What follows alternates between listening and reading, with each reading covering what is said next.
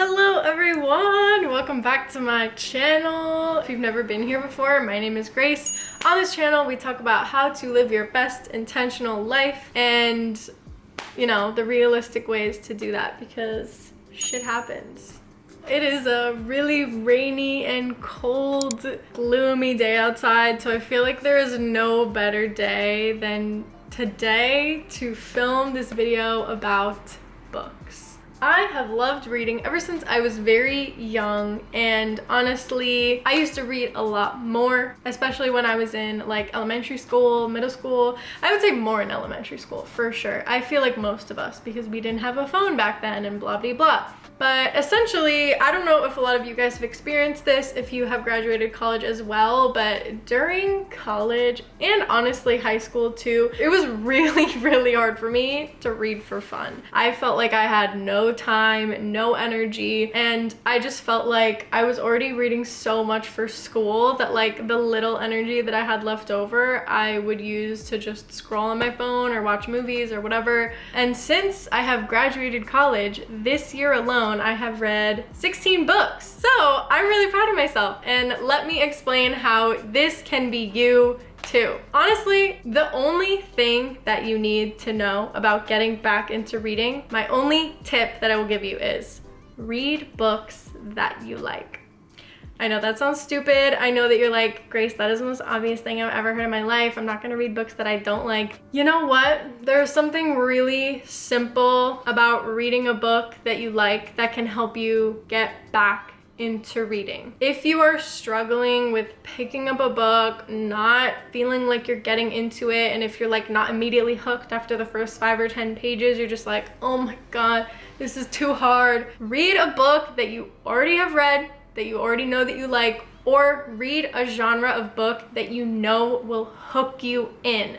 I would say many of the books that I read this year, if not most of the books that I read this year, were mystery thrillers. I feel like if I have a good mystery thriller book, I can just get sucked in. There are many books that I read this year in less than 3 days because it was so good. It just like got me, hooked me in, and had me continually reading. So that is something that I used as a hack for myself to get back into reading. Definitely there was other books that took me a little bit longer to read. There was a few books that I did not finish. I started Atonement and I got about 30 pages in and I was like, I literally cannot do this anymore. So every once in a while you have to put a book down for the sake of continuing on with your book journey. I don't know about you guys, but I can only really read one book at a time unless it's like a self-help book and like a book with like a through plot line. So I can't be reading like 2 different murder mysteries because I feel like my brain just gets confused and I just can't do it. Like I can't separate it because, you know, reading takes a lot more focus and stuff. So anyways, read books that you like. Get back into a genre that you know will hook you and get you reading. If it's about something that you're very interested in, like a topic that you're really interested in, start reading about that. Read a comfort book, something you know you've read that you know you like. Pretty much that is like my one huge piece of advice. Finding authors that you like and finding a genre of book that you like will massively help you in getting back into your reading journey. Don't let anyone else influence your idea of what kind of book you're supposed to be reading. Reading is for you, it's not for anyone else. So do what you like to do and read the books you like to read. On that note, now I'm going to be talking about the books that I read this year. Just a few. I only want to talk about like my 3 favorite books this year because honestly, I read a lot. There was a lot of okay ones. There was a lot of really good ones. I will put all of them up on the screen right now. So these are all of the books that I read this year with their little ratings. And these are just my opinions. These are my thoughts, my feelings, whatever. So anyways, on to my favorite books of this year. Number 1, favorite book this year. I read it in 24 hours. My Girl Rachel, Where the River Flows. I don't have words. I don't have words to describe how much I love this book. I'm 1000% gonna be reading this again, probably multiple times in my life. My girl, Rachel. I have had the absolute honor and pleasure of getting to know her on a more personal level this year through Instagram, and I'm one of her affiliates actually. Totally side note, I like joined the affiliate program because I was like, I love these books so much, please allow me to shout from the rooftops how much I love these books. So I have a code for this book. You can get 10% off on her website. It will all be in my description below.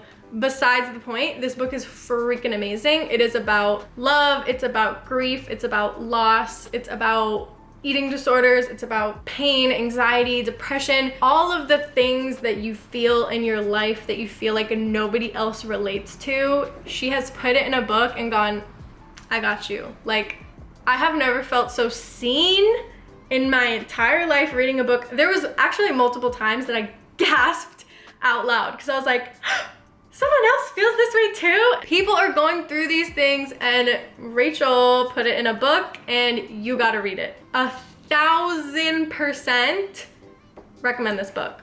Mwah. It's a piece of beautiful art. This other book, Migrations. This is by Charlotte McConaughey. I don't know if I'm saying that correctly.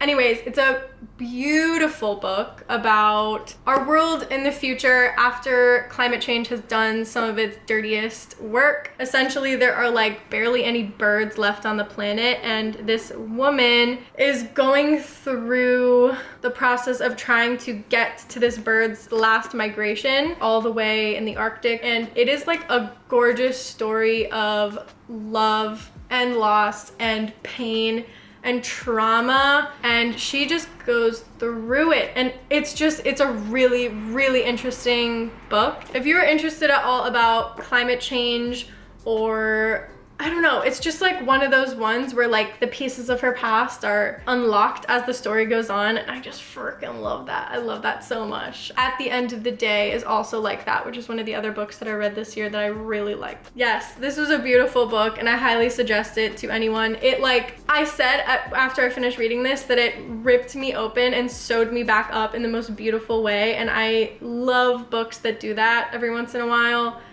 This was definitely one of them.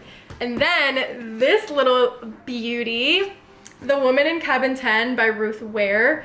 I found this at a thrift store. Honestly, most of the books that I buy, I find at a thrift store, and I'm just like, oh, this looks interesting, and I buy it for $2.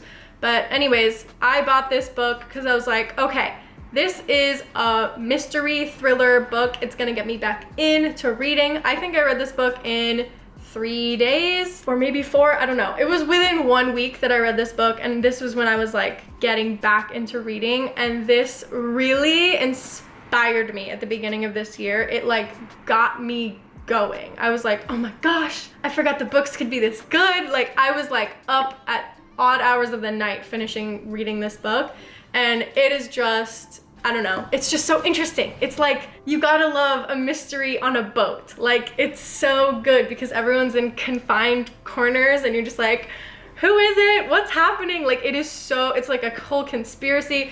It's crazy. So like, there's a lot of twists and turns in this book. I loved every second of it. It is super interesting. This is what inspired me to get back on, and I love it. Mwah. Now that we've gotten my top 3 books of this year and talked a little bit about how to get back into reading, I'm going to be sharing my reading challenge for 2023 and what I will be doing as a new minimalist. So I'm gonna be doing a reduce your bookshelf challenge just because I have so many books, and like the main goal isn't to like get rid of books, but I just want to read the ones that I already own, kind of like on the brand of like minimalism and stuff and decluttering, because I have like over 30 books that I could read, and I don't know why I keep going out and buying new ones, even if they're only like $1 or $2 from the thrift store, because I'm just adding more clutter to my house. And I have 30 books that there are probably a handful of them that I will read once and never want to read again, so I could get rid of them. So this is the template that I will be using. My lovely friend shared it with me. We're going to be doing it together for this new year, and I am super excited. My goal, I don't know if I'll be able to read all 30, but honestly, with all of the other goals that I am trying to attain in 2023, or kind of just like the things that I want for myself in the new year, I do want to be reading quite a bit more. I think I want to try to read 30 next year. I think that I can do it, and honestly, if I just buckled down a little bit more, I could probably read 30 books.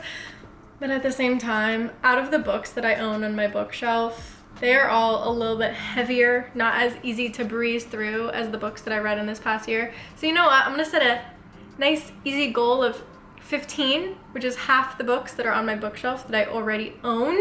And again, you can still add books to your bookshelf, but the main goal is to be getting rid of books from your bookshelf. So I guess we'll see. The whole point of this challenge though is to read the books that are in your house already. As you can see, there is an entire bookshelf behind me. These aren't actually my books. I'm just realizing that they are all options to me. I can't get rid of any of these books, so I'm not counting it in my like declutter your bookshelf challenge. But honestly, there's a lot of books in here that I should be reading anyway. So I'm gonna see if I can spend this entire year of 2023 not buying a single book. That is the biggest challenge that I'm setting to myself, I think, because I don't need to buy more books. I really don't. I have this entire bookshelf behind me and my entire bookshelf in my room. So let's see if I can do it. That's my challenge to myself for 2023. So anyways, until next time, I am sending you all my love. Mwah.